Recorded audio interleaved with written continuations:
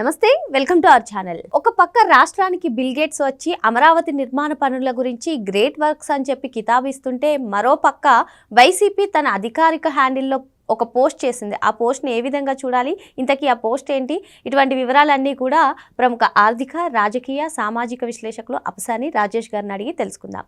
Sir నమస్తే. నమస్కారం. ఒక పక్క రాష్ట్రం అంతా కూడా బిల్ గేట్స్ వస్తున్నారని చెప్పి ఫోకస్ అంతా బిల్ గేట్స్ పైన పెడితే, వైసీపీ మాత్రం తన అధికారిక హ్యాండిల్స్లో సోషల్ మీడియాలో మొత్తం ఒక పోస్ట్ పెడుతుంది సార్. ఆ పోస్ట్ అసలు డబ్బులు ముట్టందే కూటమి నుంచి, లోకేష్ నుంచి ఏ పనులు అవ్వట్లేదు అన్నట్టుగా పెట్టింది. అసలు పోస్ట్ని చూసుకున్నట్లయితే మనం స్టేజ్ 1లో అరేంజ్ క్యాష్, స్టేజ్ 2లో pack in suitcase, stage 3లో route via Lokesh PA Rajesh, stage 4 reach Lokesh, stage 5 dial hotline number, is this governance or a courier service అంటూ లోకేష్ గారిని ట్యాగ్ చేశారు. అసలు ఈ పోస్ట్ని ఎలా చూడాలంటారు? అంటే వైసీపీ తన అధికారిక హ్యాండిల్స్లో, ఇన్స్టాలో, ట్విట్టర్లో, బహుశా ఫేస్బుక్, వాట్సాప్లో కూడా ఇదే తిప్పుతూ ఉండాలి. వాళ్ళ సొంత మీడియాలో కూడా రేపటి రోజున ఇదే ప్రచురించవచ్చు, వాళ్ళ ఛానల్స్లో ప్రచారం చేయొచ్చు. కాకపోతే ఇక్కడ గమనించాల్సింది ఏంటి అంటే, ఒక పార్టీ ప్రధాన కార్యదర్శి, అధికారంలో ఉన్న పార్టీ ప్రధాన కార్యదర్శి, ప్రస్తుత ప్రభుత్వంలో ఐటీ అండ్ హెచ్ఆర్డీ మినిస్టర్, అలాగే తన తండ్రి స్వయాన ఈ రాష్ట్ర ముఖ్యమంత్రి, అటువంటి ఒక కీలక వ్యక్తి మీద అవినీతి ఆరోపణ చేస్తూ ఉన్నావు. అది కూడా ఏంటి, ఒక బేస్లెస్ ఎలిగేషన్. మామూలుగా మనం శాసనసభలో చర్చల సందర్భంగా కొన్ని ప్రోటోకాల్స్ ఫాలో అవుతారు. సభలో లేని వ్యక్తుల గురించి ప్రస్తావన చేయకూడదు. సభలో ఉన్న సభ్యుల గురించి ఏదైనా ఆరోపణ చేయాలి అని అంటే, నీ గురించి నేను ఆరోపణ చేయబోతున్నా అని చెప్పని ముందుగా నోటీసులు ఇవ్వాలి. అంటే ఒక ఆరోపణ చేసే క్రమంలో సాక్ష్యాధారాలతో కూడిన ఆరోపణ చేస్తే ఆ ఆరోపణకు ఒక గ్రావిటీ ఉంటుంది. ప్రజల పరిగణలోకి తీసుకోకపోవడం అనేది ప్రజల విఘ్నత. ప్రజల పరిగణలోకి తీసుకోవాలి అని అంటే, నువ్వు చేస్తున్న ఆరోపణకి కనుక వెయిటేజ్ ఉంటే ఆరోపణ చేస్తారు. ఆ ఆరోపణని ప్రజల పరిశీలనలోకి తీసుకుంటారు. ఇప్పుడు నేను సడన్గా ఉండి నరేంద్ర మోడీ గారు ఒక పెద్ద లంచగొండి, లేదు మమతా బెనర్జీ చాలా లంచగొండి, స్టాలిన్ గారు అంతటి లంచగొండి ఇంకొకరు లేరు అని చెప్పిన వైల్డ్ ఎలిగేషన్ చేస్తే సరిపోదు. ఇవాళ ప్రజల చేత ఎన్నిక కాబట్టి దేశాన్ని, వివిధ రాష్ట్రాల్ని పరిపాలిస్తున్న నేతల గురించి బేస్లెస్ ఎలిగేషను, నాకేదో కడుపులో దొగ్గుంది కాబట్టి అని చెప్పని, ఏదో రాజకీయంగా నాకు వాళ్ళు ప్రత్యర్థులు కాబట్టి అని చెప్పని నేను ఏదో ఒక రకమైన ఆరోపణలు చేసేస్తా, నేను తీసుకెళ్ళి వాళ్ళకి మసిపూస్తా, వాళ్లే దాన్ని కడుక్కోవాలి అని చెప్పనే ధోరణి అన్ని సందర్భాల్లో చెల్లుబాటు కాదు. ఎప్పుడో ఒకసారి ఏమలే పోని రాజకీయ ప్రత్యర్థులు కదా, వాళ్ళు ఇదే విధంగా ఆరోపిస్తారులే అని చెప్పని సహించడానికి, భరించడానికి ఆస్కారం ఉంటుంది. కానీ సాక్షిగా కానీ, వైసీపీ పార్టీ వాళ్ళ సొంత హ్యాండిల్స్లో కానీ వాళ్ళ వైపు నుంచి చేసే ఏ ఆరోపణకి నిర్దిష్టమైన సాక్ష్యాధారాలతోటి వాళ్ళు ఎప్పుడూ ముందుకు రారు. వాళ్ళు చేసిన ఆరోపణ మీద ప్రభుత్వ పరంగా సవాలు విసిరి, మీరు మా దగ్గర ఉన్న సమాచారం ఇది, మీ దగ్గర ఏదైనా అదనపు సమాచారం ఉంటే తీసురండి అని చెప్పాను కనుక ప్రభుత్వం నుంచి ఒక సవాలు విసిరితే కనీసం మాత్రం స్పందన కూడా వ్యక్తం కాదు. వాళ్ళకి ఏంటంటే, వాళ్ళకి అప్పచెప్పిన టాస్క్ మీరు మసిపూసేయండి, మీరు వాళ్ళ మీద నిందలు మోపేయండి. వాళ్ళు అడుసు దొక్కుతారు, వాళ్లే కాళ్ళు కడుక్కుంటారు. దొక్కించడం వరకే మన బాధ్యత. తర్వాత వాళ్ళ అడుసు కడగాల్సిన బాధ్యత మనకు లేదు, అది వాళ్ళ రిస్క్ అది అనే ఒక లక్ష్యంతో ఒక బేస్లెస్ ప్రచారం వీళ్ళ నాయన నుంచి అదే క్రమం. నేటి జగన్మోహన్ రెడ్డి వాళ్ళ నాయన రాజశేఖర రెడ్డి ఉండేప్పుడు, ఆయన ముఖ్యమంత్రిగా కాకముందు ప్రతిపక్ష నాయకుడిగా ఉన్న రోజుల్లో, నాడు ముఖ్యమంత్రిగా ఈయనకి రాజకీయ ప్రత్యర్థిగా ఉన్న చంద్రబాబు నాయుడు గారిని ఉద్దేశించి చంద్రబాబు వ్యవసాయం దండగా అన్నాడు. చంద్రబాబుకి సింగపూర్లో 7 స్టార్ హోటల్ ఉంది. చంద్రబాబుకి 2 ఎకరాలు మాత్రమే ఉండేది, ఇవాళ దాన్ని 2000 కోట్లు సంపాదించాడు అని రాస కుదిరింది కదా అని చెప్పని 2 ఎకరాలు 2000 కోట్లు, సింగపూర్లో 7 స్టార్ హోటల్ అంటే సింగపూర్ 7 స్టార్, అది సింక్ అవుద్దని చెప్పని అలా మాట్లాడటం. ఎక్కడ ఏ హోటల్ చంద్రబాబు నాయుడు గారిదా నువ్వు రుజువు చేయనంటే ముందుకు రారు. ఇప్పుడు సింగపూర్ ఏమి అలింగాని విస్తీర్ణంలో లేదు, అక్కడ ఉండే 7 స్టార్ హోటల్స్లో దేని యాజమాన్యం ఎవరిదనేది ఆ ప్రభుత్వం దగ్గర సమాచారం ఉంటుంది. లేదంటే అక్కడ కూడా రైట్ టు ఇన్ఫర్మేషన్ లాంటిది ఏదైనా ఉంటే అప్లై చేసి తీసుకోవచ్చు. చంద్రబాబు నాయుడు గారు ఆయన బినామీలుగా ధృవీకరణ కాబడిన వ్యక్తులు ఎవరైనా ఉంటే వాళ్ళది అని చెప్పిన డాక్యుమెంట్ ఎవిడెన్స్ ఉంటే దాని గురించి మెన్షన్ చేయొచ్చు. కానీ ఏమి ఆధారాలు ఉండవు. ఒక ఆరోపణ చేసేయి, దానికి ప్రచారం కల్పించు, నా శ్రేణుల ద్వారా ఇంటింటికి ఆ ప్రచారం చేర్చు. కడుక్కోవాల్సిన బాధ్యత వాళ్ళది. అన్నిటికన్నా ముఖ్యంగా చంద్రబాబు వ్యవసాయం దండగా అన్నాడు అనే ఆరోపణ, ఎప్పుడు ఎక్కడ ఎవరితో ఏ సందర్భంలో చంద్రబాబు ఆ మాట అన్నారనే సాక్ష్యం లేదు. లేకపోయినా సక్సెస్ఫుల్గా రాజశేఖర రెడ్డి చంద్రబాబు వ్యవసాయం దండగా అన్నాడు, నేను పండగగా మారుస్తున్నా, నేను రైతు బిడ్డని, నేను రైతు పక్షపాతిని అని చెప్పని ఆయన ప్యాంట్ షర్ట్ వేసుకుంటే ఈయన పంచి కట్టుకొని తానే రైతు ప్రతినిధిని అని చెప్పని పోర్ట్రేట్ చేసుకున్నాడు. చంద్రబాబు నాయుడు గారి మీద ఒక నింద మోపేశాడు. చంద్రబాబు అధికారంలో ఉంటే చంద్రబాబు కరువు కవల పిల్లలు ఇట్లాంటి నిందలు మోపేవాళ్ళు. అంటే అప్పట్లో ఎల్నినో ఎఫెక్ట్ వచ్చింది. ప్రపంచవ్యాప్తంగా వస్తున్న పర్యావరణ మార్పుల నేపథ్యంలో, పెరుగుతున్న గ్లోబల్ వార్మింగ్ నేపథ్యంలో ఎల్నినో అనేది ఒక కంపల్షన్ అయిపోయింది. ప్రతి 4-5 సంవత్సరాలకి 1-2 ఏళ్ళు ఎల్నినో నడుస్తుంది. చంద్రబాబు నాయుడు గారు ముఖ్యమంత్రిగా ఉన్న రోజుల్లో ఎల్నినో రావడం అనేది అప్పుడు తటస్థపడింది. దాన్ని చూపించి చంద్రబాబు అధికారంలో ఉంటే కరువు, చంద్రబాబు కవల పిల్లలు అంతే. ఆనాటి నుంచి ఈనాటికి అదే ప్రచారం చేస్తారు. మా పార్టీలో వానదేవుడు చేరాడు, వానదేవుడు కూడా మా పక్షపాతే, మేము అధికారంలోకి రాగానే వర్షాలు కురిసినాయి, మాది దేవుడి పాలన అంటే ఇలా ప్రచారాలు తమకు తాము ఎలివేషన్ ఇచ్చుకునేవాళ్ళు, తమ ప్రత్యర్థి అయిన చంద్రబాబు నాయుడు గారి వ్యక్తిత్వానికి పాల్పడేవాళ్ళు. సేమ్ స్ట్రాటజీ వైసీపీ కూడా 2014-19 మధ్య ఇదే ప్రచారాలు చేశారు. 2019లో ఒకసారి తాము బాధ్యతలు చేపట్టిన తర్వాత తాము చేసిన ఏ ఒక్క ఆరోపణని నిగ్గు తేల్చే విషయంలో ప్రభుత్వం ఫెయిల్ అయింది. 2024 ఎన్నికల్లో మళ్ళీ చంద్రబాబు నాయుడు గారు అధికార బాధ్యతలు చేపట్టిన తర్వాత 19-24 మధ్య జగన్మోహన్ రెడ్డి పాలనా హయాంలో జరిగిన చాలా ఇర్రెగ్యులారిటీస్ మీద వాళ్ళ విచారణ జరుగుతూ ఉన్నాయి. నిర్దిష్టమైన సమాచారంతో వాళ్ళ పాలనా హయాంలో జరిగిన అవినీతి, అరాచకాలు, వ్యవస్థల విధ్వంసం, అక్రమాలు, దాడులు, దౌర్జన్యాలు ఇవన్నీ వరుస క్రమంలో ఒకటొకటిగా వెల్లడవుతూ ఉన్నాయి. అయినా సరే ఇప్పుడు ఈ ఎలిగేషన్ ఏముంది?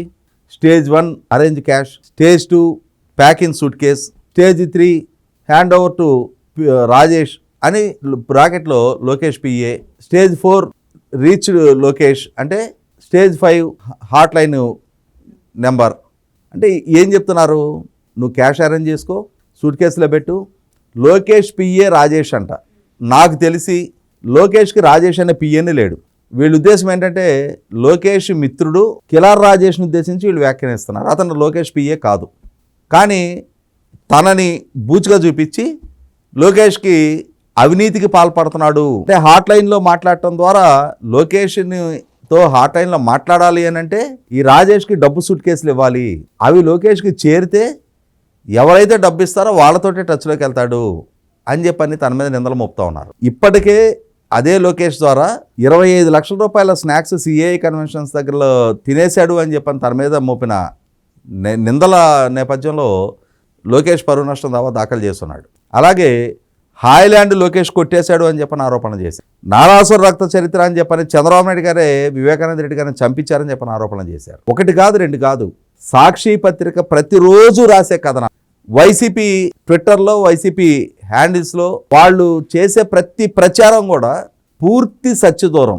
జగన్మోహన్ రెడ్డి గారికి ఒక ఎలివేషన్ ఇవ్వాలి, జగన్మోహన్ రెడ్డి గారు రాజకీయ ప్రత్యర్థులు అది చంద్రబాబు నాయుడు గారా, లోకేషా, పవన్ కళ్యాణా, భారతీయ జనతా పార్టీనా, కేంద్ర ఆర్థిక శాఖ మంత్రి మహిళా నిర్మలా సీతారామన్ గారిని కూడా ఉపేక్షించాల, కేంద్ర మాజీ మంత్రిగా పనిచేసి బీజేపీ రాష్ట్ర శాఖ అధ్యక్షురాలుగా పనిచేసిన దగ్గుపాటి పురంధరేశ్వర గారిని ఉపేక్షించాల, రాష్ట్ర హోంమంత్రిగా ఉన్న అనిత గారిని ఉపేక్షించాల. అత్యంత సంస్కారహీనపు పదజాలంతో వ్యక్తిత్వాలకు పాల్పడతారు, చెయ్యని తప్పులు చేసేట్టుగా చిత్రీకరిస్తారు. ఈ క్రమంలో అసలే ఈ సాక్షి, ఈ వైసీపీ పార్టీ ఒక రకమైన ఐడెంటిటీ క్రైసిస్లో ఉన్నారు. కారణం ఏంటి అంటే సాక్షి యాజమాన్యం ఎన్ఫోర్స్మెంట్ డైరెక్టరేట్ సీజర్లో ఉంది.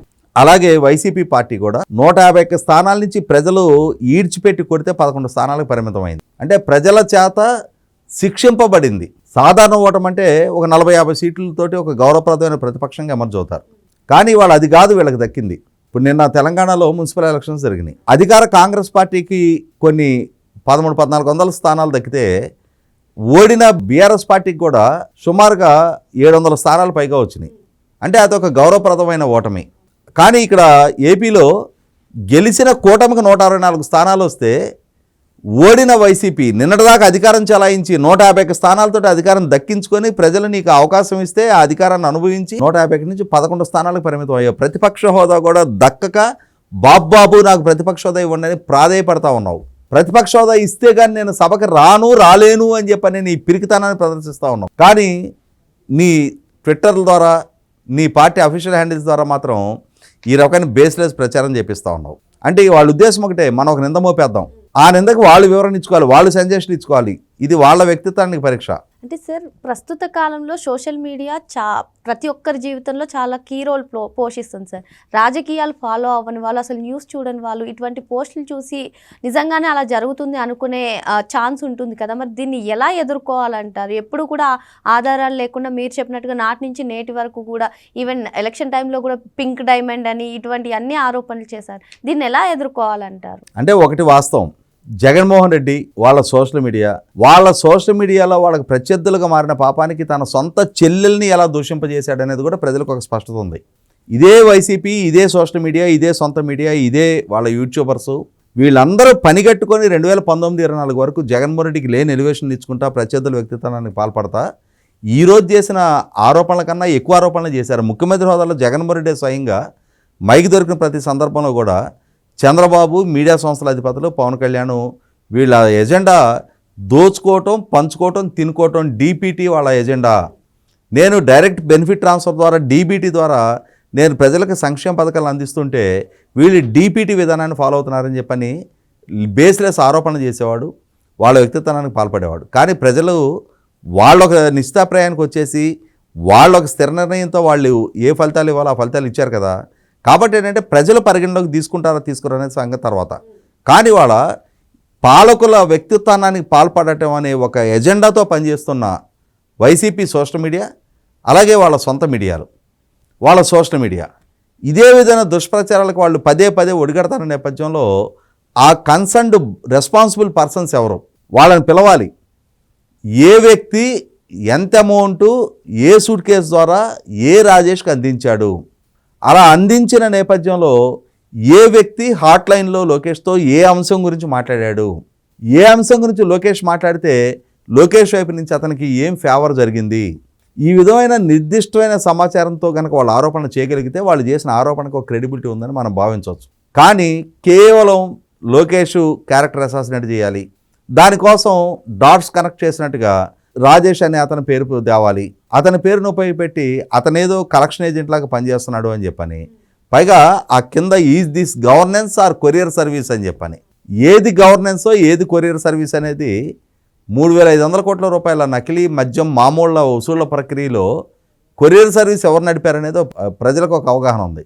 అలాగే చంపిన డ్రైవర్ బాడీని ఎవరు డోర్ డెలివరీ చేశాడనేది ప్రజలకు ఒక స్పష్టత ఉంది. కాబట్టి వైసీపీ పార్టీ ఈ విధమైన బేస్లెస్ ఎలిగేషన్స్ చేయటం ద్వారా తమ మీదకు వస్తున్న ఆరోపణల్ని సక్సెస్ఫుల్గా మేము దారి మళ్లించగలుగుతున్నాము, లోకేష్ మీదకి, చంద్రబాబు నాయుడు గారి మీదకి వాటిని దారి మళ్లించి ప్రజల అటెన్షను అటువైపు డైవర్ట్ చేయగలుగుతున్నామని చెప్పిన భ్రమల్లో వైసీపీ ఉంది తప్ప 5 సంవత్సరాల వైసీపీ పాలనా హయాంలో ఇంతకన్నా ఎక్కువ ప్రచారాలే చేశారు.